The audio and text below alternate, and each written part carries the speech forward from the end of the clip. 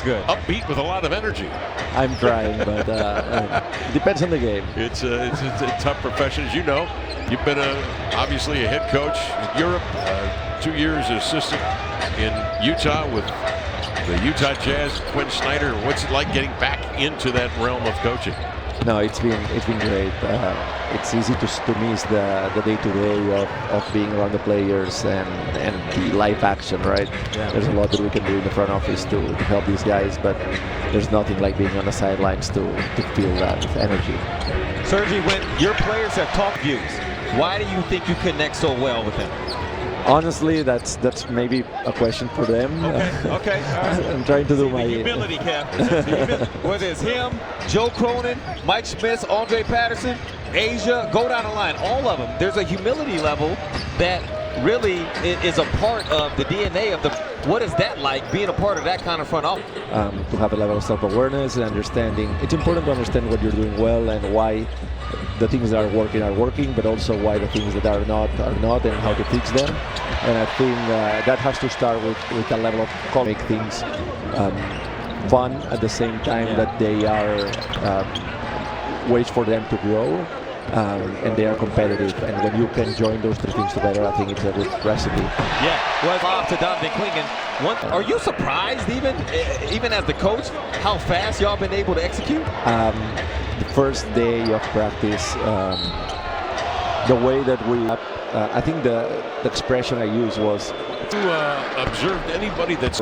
We had Isaac Nuguez, who played 0 minutes in the first 4 games, and ended up hitting a G League game steal record for the history of the league, right? So it's kind of a next man up mentality in that league. Well, at that point, that's kind of how it goes. You would be the perfect person to ask about the significance of the G League. I think it comes in a lot of different levels. One of them is obviously we see like multiple players that are right now on the floor. Last season we had Ryan and Chris coming down of what the Blazers could be in the future.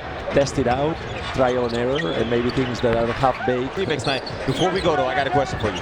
How does it feel having the highest jumper in the organization on your team, Tajay Moore? Because, sir, I asked Shaden just to double-check. I said, Shaden, between you and Tajay, who's got the most bounce? And he said Tajay without question. I feel the need to call a lob play for him from time to time. The problem is he's also one of our best passers. So then the decision is like who's throwing it and who's getting for it. But that's a good problem to have. Yeah, that's a very good problem to have. Locked in on him.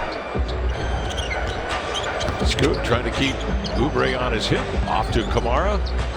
Sharp will drive and kick. Arcing a 3 up there is Avia.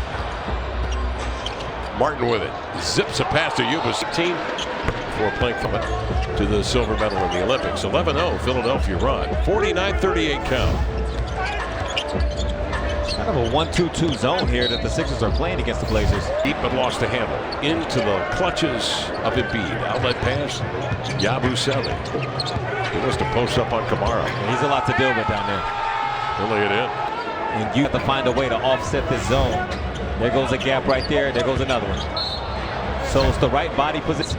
Gaps that are built into it. And it's the offense's job to find what those gaps are. Avia will probe, step back of the night.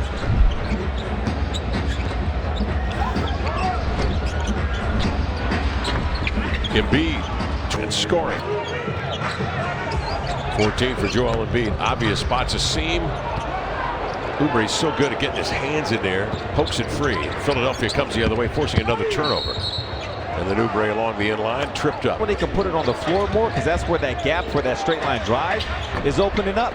But not so much at the top. It's not something they have to do. They can when an opportunity presents itself, but you don't have to. Tamani, no look inside to Ayton. Little hesitation, another hesitation. They say on Maxey.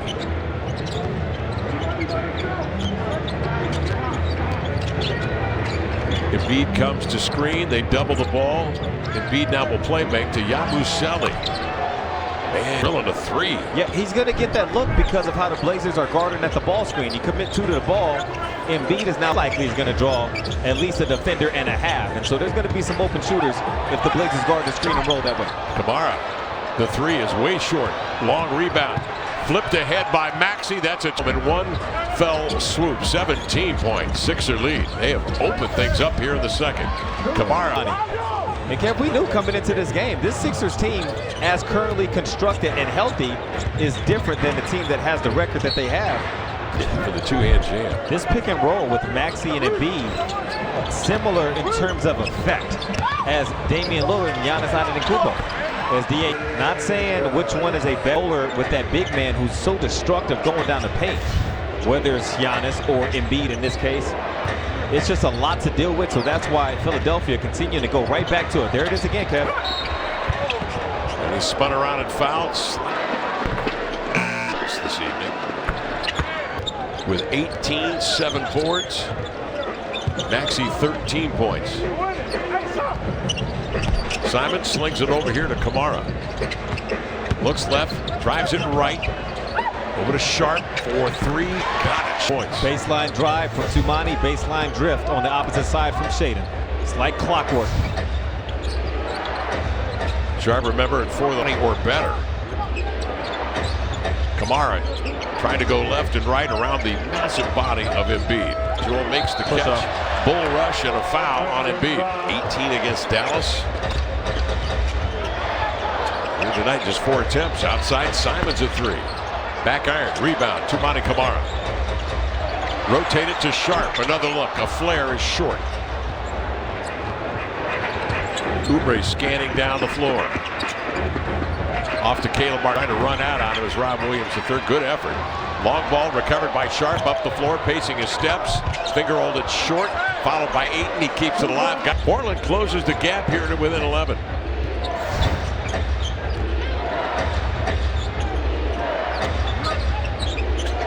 Embiid quickly outside to Martin. And then they rotated back to the big man. 6 to shoot. The wily vet from Cameroon. Little shake and bake step back. Little dream shake. Ayton leaves it to Tumani. Hesitates. Lowry. Oh. Tough up there for a spell. Yabusele beneath him. You were seeing what I was seeing. Yeah. And that was not going to be good. 12-point lead for the Sixers. Maxey with it. They leave it here to Embiid. Working on Rob Williams the third. Again, another step back. Rob read it. Blocked it. It's controlled by Tumani. Tumani Kamara with 1:24 remaining in the second. Philadelphia leading by 12. Simons working on Caleb Martin, 6'5", good defender, but Simons has a step, and For me, Simons has an answer to any of that. Yabusele into front court with a dribble handoff here to Oubre. 54 seconds remaining in the quarter. 13 to shoot. Oubre leaves it from Maxey. Dashing in, quick step. Inning for 3. Arced it up, air ball. Grabbed by Embiid. It's generally a harder shot when you pump fake it. Doesn't mean you can't make it. It's just a general harder shot to shoot to regain that momentum. So a quick possession, but 6-second differential between the clocks. Oubre will trigger for 3. And the rebound grabbed by Rob Williams III with 6. Sharp clears midcourt with 4 to Simons drifting. Shot blocked by Oubre. Everywhere. And that was a